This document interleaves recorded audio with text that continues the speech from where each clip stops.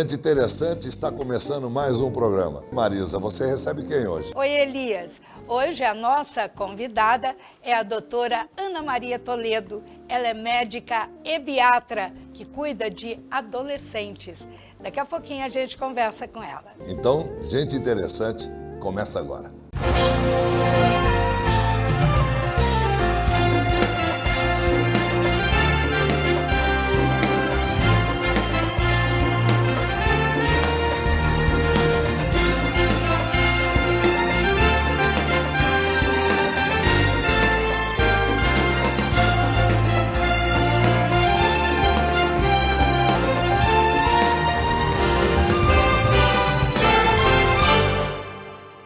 Hoje, no Gente Interessante, nosso papo é com a doutora Ana Maria Toledo. Ela é médica ebiatra. Você conhece, já ouviu falar dessa especialidade? Na verdade, ela é a pediatra dos adolescentes. E é sobre isso que nós vamos conversar um pouquinho, saber qual é essa especialidade, até onde ela vai, o quanto ela pode ajudar um adolescente, um pai, a mãe, o avô, a avó, enfim. E também como que os adolescentes estão enfrentando essa pandemia. Doutora, muito obrigada por abrir espaço na tua agenda, conseguir. Nós estamos aqui no estúdio, só nós três. Eu, ela e hoje a Maria está aqui com a gente, fazendo a coordenação. Mais ninguém. Então, por isso, nós estamos sem máscara, mas devidamente distanciadas.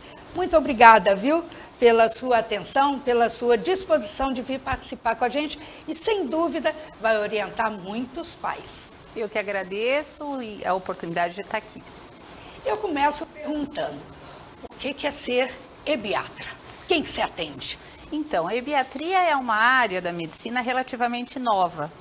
Ela se inicia no Brasil por volta da década de 70 nas grandes universidades públicas, a USP de São Paulo e a UFRJ do Rio.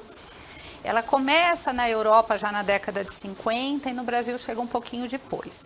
Então, até pouco tempo atrás, a prioridade eram as crianças, até porque a gente tinha uma incidência de mortalidade alta, de doença, então o adolescente nunca foi prioridade. Conforme foi se estabelecendo melhores condições de vida, essas crianças foram crescendo, enfim, houveram mudanças aí nessa visão de que o adolescente também merecia um atendimento específico. Então, o ebiatra, ele é um profissional da saúde, na verdade um pediatra, depois de formação em pediatria, ele faz uma especialização, uma residência médica em medicina do adolescente. Faz 2 anos de especialização nessa faixa etária, que vai por definição da Organização Mundial de Saúde, para a área da saúde, dos 10 aos 20 anos. Então, na verdade, é bem isso que você falou, o ebiatra é um pediatra de grandes. Porque muitas vezes, eu não sei, eu tenho 2 filhos, e isso aconteceu comigo e com muitas mães e pais, que é aquela coisa que você fala assim, meu Deus, meu filho cresceu, mas, já sou grande, não vou mais no pediatra. Então, ainda bem que surgiu vocês como ebiatras, não é? Doutora, eu queria saber o seguinte, a adolescência, ela é um momento, assim, de grandes descobertas, não é? O jovem, que chega a ser chamado até de aborrecente, não é? Porque tem dia que eles estão tão aborrecidos que a gente quase enlouquece. Mas esse é um período de muitas incertezas e descobertas, enfim. Qual a maior preocupação ele, adolescente, ou ela, chegam lá no teu consultório, o que eles levam? Então, a gente pode considerar alguns aspectos, assim. Para o adolescente, geralmente é a questão física. Crescimento, desenvolvimento, estou ficando moço, estou pequeno, estou grande. Para as meninas, eu vou menstruar cedo, vou demorar para menstruar. A questão de academia, será que está na hora? Será que eu já posso frequentar a academia? Porque existe essa questão, você está na fase do estirão, ainda não é legal fazer musculação. Então, assim, o adolescente está muito preocupado com o corpo.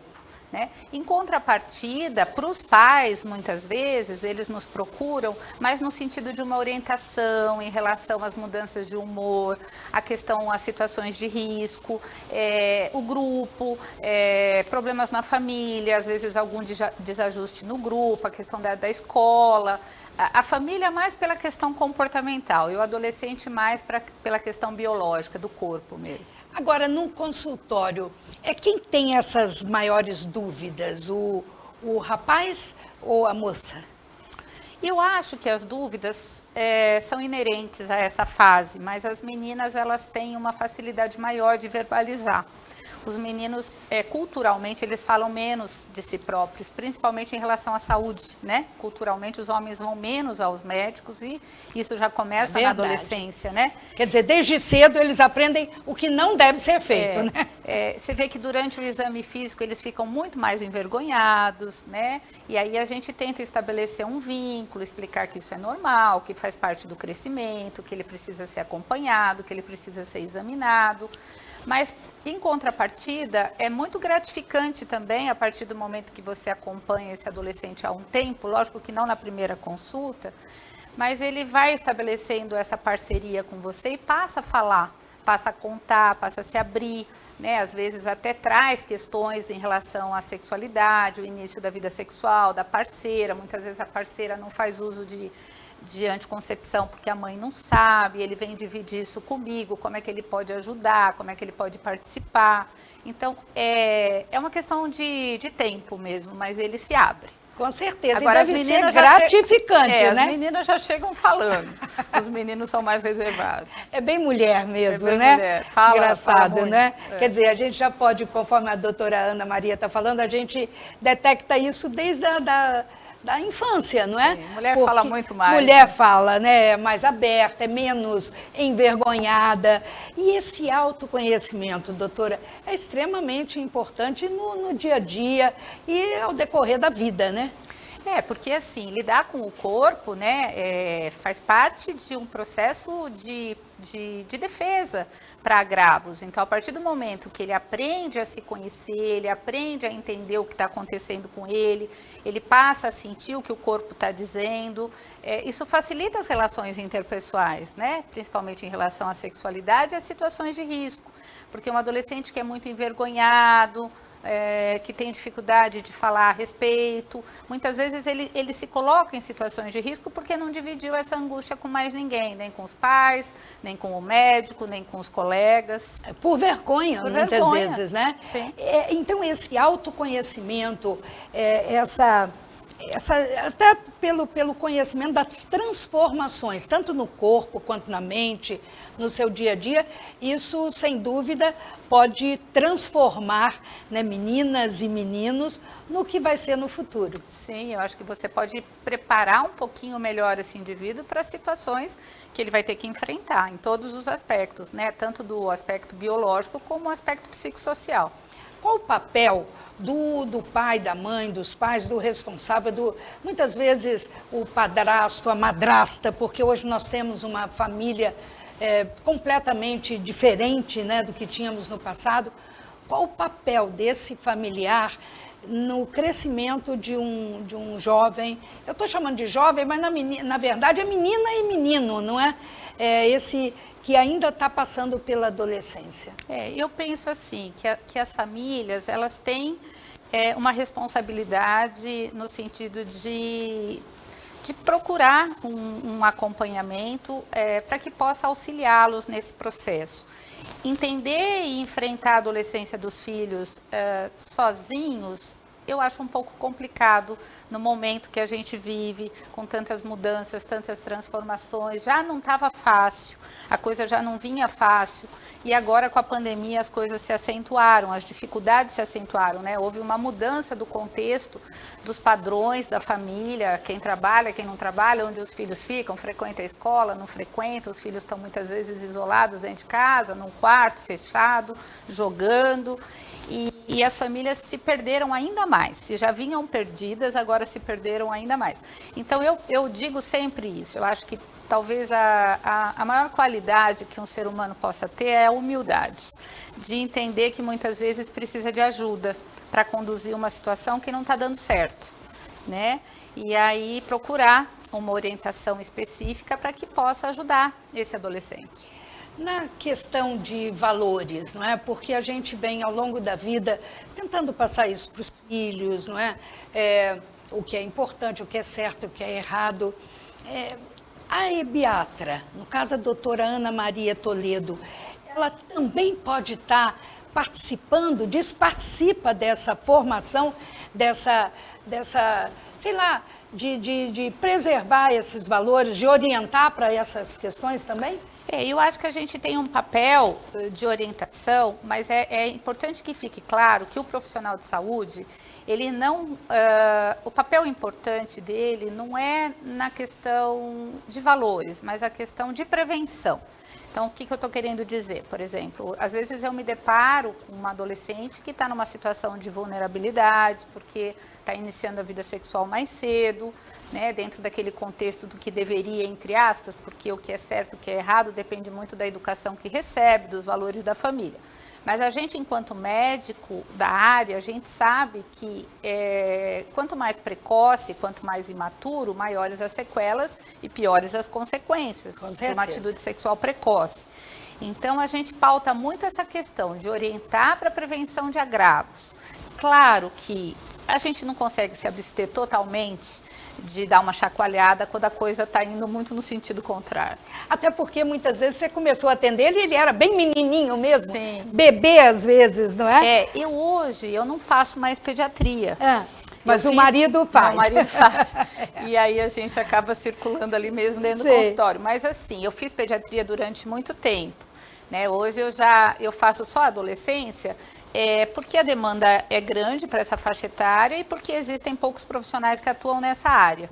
Mas eu tenho, por exemplo, muitas vezes eu começo a acompanhar uma menina, apesar de adolescência ser dos 10 aos 20 para atendimento médico, como eu sou pediatra, às vezes eu atendo com 8, 9 anos as meninas mais precoces, que começam com brotinho mamário, a mãe está preocupada que vai menstruar cedo, então eu já pego uma faixa etária mais novinha. Já também. Acompanha mais tempo. Já acompanha mais tempo.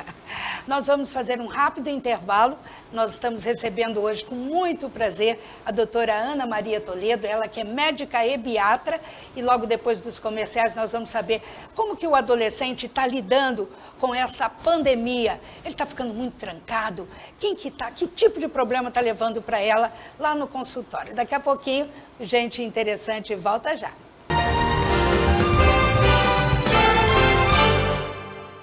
Nós aqui da Unipós do Norte, nós estamos mais do que nunca cumprindo a nossa missão de ensinar e aprender com os tempos.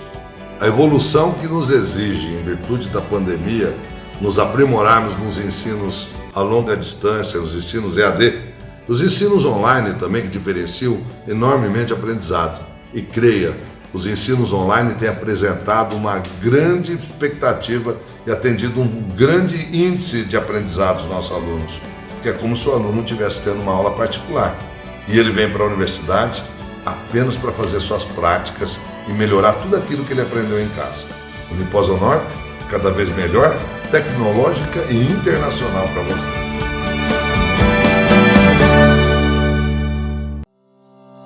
Desde 2004, mais de 1.600 dentistas do Brasil e do exterior se especializaram em bucomaxilofacial e implante na Unipós do Norte.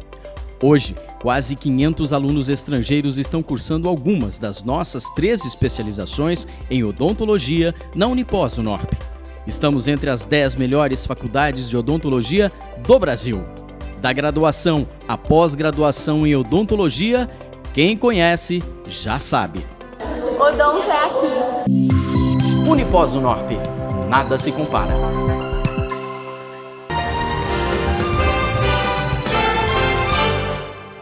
Estamos de volta com o programa Gente Interessante e hoje recebendo a doutora Ana Maria Toledo, ela que é médica ebiatra e que foi uma das fundadoras, se eu posso chamar assim, ela que criou esse serviço de ebiatria aqui em Rio Preto. É isso mesmo, né, doutora? Tem poucos profissionais nessa área, não só em Rio Preto, mas no Brasil? Sim, de modo geral é uma especialidade, na verdade é uma área de atuação, uma subespecialidade da pediatria. É uma área ainda que contém poucos colegas, é uma área relativamente nova dentro da medicina e Rio Preto tenho eu e uma outra colega que atua na área também. Agora, sem dúvida, uma área que tem muito trabalho, né? Porque a adolescência dá trabalho. Que tipo de de problema eles estão levando, agora falando um pouco mais da pandemia, esse período de pandemia.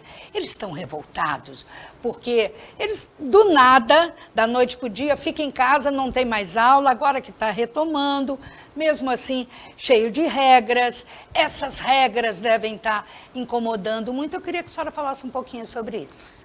Eu acho que assim, é evidente, né, que esse momento que a gente está vivendo para os adolescentes é um momento muito complicado, porque a adolescência ela é marcada pela necessidade do grupo, dos amigos, das festas, dos encontros, porque é no grupo que ele encontra respaldo para entender as mudanças que estão acontecendo com ele. Então, a gente fala que a adolescência é a passagem da infância para a vida adulta, onde o adolescente aprende e adquire uma bagagem para se relacionar de uma forma mais madura. Então, esse ficar em casa, distante do grupo, é muito complicado, porque os isolou daquilo que realmente é necessário. E a gente, enquanto profissional, eu que atuo na área, eu tô me deparando com duas situações mais específicas. Então, assim, a primeira é a questão da obesidade, né, dos adolescentes que estão dentro de casa. A gente imaginou que essa pandemia era uma coisa passageira, temporária, mas ela está indo longe. Com certeza. E os adolescentes passaram a deixar de frequentar a escola, passaram a deixar de fazer atividade física e, como forma de compensação, comer. Né? Comer sobrou, eu costumo dizer que comer hoje sobrou como uma das poucas formas de prazer para os indivíduos que estão trancados dentro de casa, então eles estão engordando.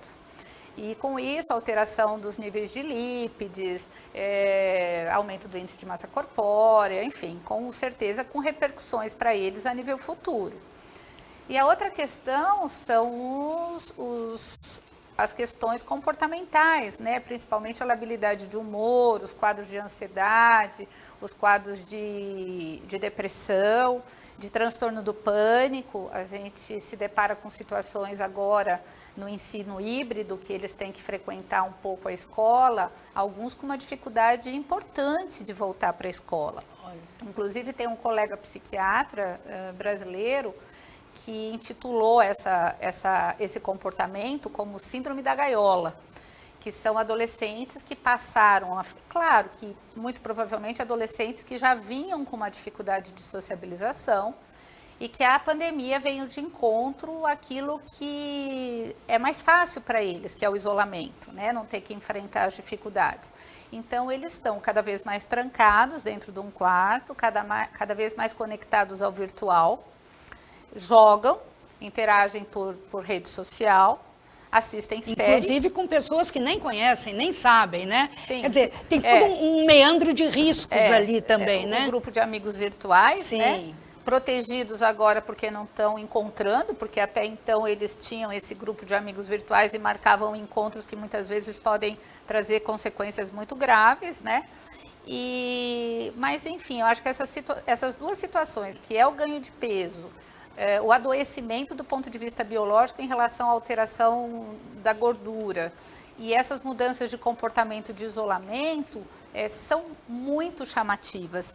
E assim, da mesma forma que eu me preocupo com o adolescente, eu me preocupo muito mais com o adolescente que está revoltado por essa situação do que aquele adolescente que está completamente adaptado, né? Então, a gente, por exemplo, hoje mesmo atendi um adolescente que a primeira pergunta que eu faço é: a escola voltou? Está no sistema híbrido? Só está à distância? Não, doutora, a escola voltou. Bom, você voltou a frequentar a escola? Não, doutora, eu não voltei. Mas não voltou por quê? Doutora, eu não quero voltar. E aí eu não quero voltar por quê? É por medo de adoecer? Não, doutora, é porque tá bom assim, eu prefiro fazer aula online. Então, isso me assusta demais, porque eles estão numa zona de conforto para esse perfil de personalidade de adoecimento. Com certeza, né? Às vezes não quer voltar porque engordou muito, aí a menina, né, vai olhar, ou o menino vai ver que eu engordei demais. Sim. Então, tem todas umas coisas. Quer dizer, a mente humana e desse adolescente pode realmente trazer problemas graves futuros, né? muitos. E assim, as famílias também estão sobrecarregadas, essa questão do ensino à distância é muito complicado, as mães trabalham fora, estão tendo que assumir, já não é mais jornada tripla, né? Já passou de jornada tripla. Sim. E aí, eles acabaram facilitando um pouco mais, né, o uso dos aparelhos eletrônicos. Então, o adolescente está plugado num celular 24 horas, que é uma coisa assim assustadora. Muitas vezes sem limite, né? Completamente sem limite. E quem impõe esse limite? Então, o que a gente leva na consulta para essas famílias é exatamente isso. O meu discurso é: você acredita que teu filho com 11, 12 anos tem autonomia para cuidar da própria vida, para lidar com esse aparelho e ficar com ele 24 horas por dia? Porque hoje eu tenho pais que me procuram no consultório com a seguinte frase: doutor, eu vim aqui para a senhora dar um remédio para ele dormir, porque ele não está dormindo. Ah, não dorme? Não, não dorme. Bom, mas o que faz? Ah, doutor, às vezes eu acordo 2, 3 horas da manhã, vou para o quarto e ele está jogando. Mas como está jogando? Onde está esse aparelho? Então tira o mouse, tira o celular, desliga o celular, leva o celular. Mas assim, o que eu percebo é que as famílias, elas estão cada vez mais ilhadas, assim, elas estão sem autonomia para tomar decisões em relação aos filhos. Então, assim, está difícil para todo mundo. É mais cômodo ceder para não criar uma situação de atrito. Sim, até porque está ali dentro de casa, o conflito é também muito grande, cansada, né? Também também quer um pouco de sossego. Não quero brigar, não quero, né? Deixa. Então, assim, hoje eu não vejo uma criança, não estou falando nem de adolescente mais, mas eu não vejo uma criança que não está agarrada num celular o tempo inteirinho, né? Então, acho que tem coisas que a gente tem que repensar, porque a coisa está fugindo de uma situação aceitável, já passou demais. Aliás, já vinha inaceitável. E agora com a pandemia, a coisa se acentuou demais. Meu Deus, olha, nós estamos conversando com a doutora Ana Maria Toledo, ela que é médica e biatra. Você está acompanhando aí, tem o endereço do consultório dela, o telefone, os contatos da doutora Ana Maria, porque sem dúvida, olha, doutora, eu estou para dizer que a senhora, mais do que nunca, essa especialidade, ela vai ampliar muito o atendimento de pais e mães sem ser perdidos. Fala, meu Deus, o que é que eu faço com meu filho? Foi o que a senhora falou, né? Olha, eu posso te falar que a minha demanda de atendimento, até antes da pandemia, vamos dizer que era 70% físico, crescimento, desenvolvimento, puberdade, doenças, que a gente faz a parte da pediatria de doenças. Vacinas, que também é um aspecto importante na adolescência, sim, que a gente não pode deixar de orientar os pais, muitas vezes as vacinas ficam esquecidas. Então, era 70% queixas físicas e 30% comportamental. Hoje, é 70% comportamental e 30% físico. Então, assim, se inverteu e realmente é muito preocupante. O que eu atendia em um mês de problema comportamental, pânico, ansiedade, depressão, mutilação, labilidade de humor, enfim, ideia suicida. Às vezes o ebiatra... Tem muito? Tem. Às vezes o ebiatra é a porta de entrada para o sistema de saúde, claro que depois ele vai fazer os encaminhamentos necessários. Mas hoje eu me deparo com situações que eu atendia num mês, eu estou atendendo em uma semana. E agora a senhora falou dessa questão de suicídio, esse isolamento que uma é tristeza, tristeza, muito tristes, exatamente. Essa tristeza. Mais do que nunca, você também, como profissional, tem que estar muito atenta para até você dar o start logo, sim, chamar atenção que eu digo, não brigar, não é isso, mas falar, ô pai, ô mãe, por favor, vamos ver isso de um outro lado, porque está ficando grave. É porque, às vezes, a família entende essa situação acomodada como um fator de proteção. Ele sempre foi assim, desde quando ele nasceu, né? Não, doutor, ele é super bonzinho, olha, ele não liga, olha, ele nem gosta de sair. Doutor, ele nem gosta de conversar, ele sofre sozinho, calado. Isso, meu então Deus, assim, não gera angústia, porque não vai para a situação de risco, não quer sair à noite, não tem que buscar de madrugada. Verdade. Enfim, mas os dois opostos, eles são preocupantes. Tanto aquele adolescente que tem um perfil muito desafiador e que não aceita a regra e que quer estar o tempo inteiro fora de casa, mas também esses adolescentes que são muito reclusos e introspectivos, né? Então, gente, mais do que nunca, doutora Ana Maria Toledo está aí, médica, ebiatra, aqui em São José do Rio Preto. Eu conheço há muitos anos, eu estava falando para ela, o meu filho de 32, eu levei reprovei quando ele tinha 16, né? Eu fui paciente da doutora. Mas é extremamente importante nesse momento que nós estamos vivendo de pandemia. Eu acho que a atenção dos pais, da família, tem que ser redobrada, né? Eu agradeço a oportunidade, até para a gente poder estar falando um pouquinho dessa questão que realmente me preocupa demais, para que os pais fiquem atentos a essa mudança Qual de comportamento. Qual recadinho que você deixa? Eu acho que os pais têm que estar olhando, têm que estar percebendo, têm que estar sentindo, né? Claro que a gente tem que dar um desconto pela situação atípica que a gente está vivendo, mas pelo menos assim, eu acho que mãe tem uma intuição muito forte, eu acho que está percebendo que não está dando conta, que a coisa está complicando, que tem alguma coisa esquisita, passa numa consulta, ouve uma opinião, eu acho que nunca é demais. É verdade. Às vezes a gente não consegue sair, né? Nós mesmos, até mais velhos, enfim, já formados, né, com personalidade, a gente não consegue, fica meio perdido. Imagina um adolescente, uma criança, enfim. A gente não falou, mas se der rapidamente, qualquer coisa a gente dá uma esticadinha. Eles estão tendo que lidar com a morte também de parentes, pai, mãe, avó, tia. Isso tudo é terrível. A adolescência é um momento duro da vida do ser humano, porque ele passa por várias transformações, né? E aprendizagens. E a questão da morte realmente ela pega na adolescência. E nós adultos, a vida já deu algumas cicatrizes em relação a essas situações muito doloridas, eles não têm. E eles estão tendo que vivenciar, e claro que de uma forma muito súbita, abrupta, intensa, isso com certeza deixa cicatrizes. Que bom. Doutora, muito obrigada. Olha, gratidão mesmo por você ter participado aqui do nosso programa Gente Interessante, porque você é gente interessante. Eu que agradeço a oportunidade, muito obrigada. Elias, nós ficamos por aqui. Tá aí, então, todos os endereços, telefones, contatos. Se você está vivendo alguma coisa parecida ou conhece alguém, não se cale não. Fala, olha, eu conheci, eu assisti uma entrevista de uma médica ebiatra, que é muito bacana, que pode ajudar você, a sua família, ou a família que você conhece de um amigo ou um parente. Elias, é com você. Tchau, tchau. Bom, Gente Interessante sempre trazendo as melhores entrevistas para você. E a gente quer deixar aqui no ar os contatos para você enviar suas perguntas, os casos que você gostaria de discutir, que entrevista que você gostaria que a gente trouxesse para você, tá? Você é para nós a pessoa mais importante que assiste o programa. Muito obrigado, até o próximo programa.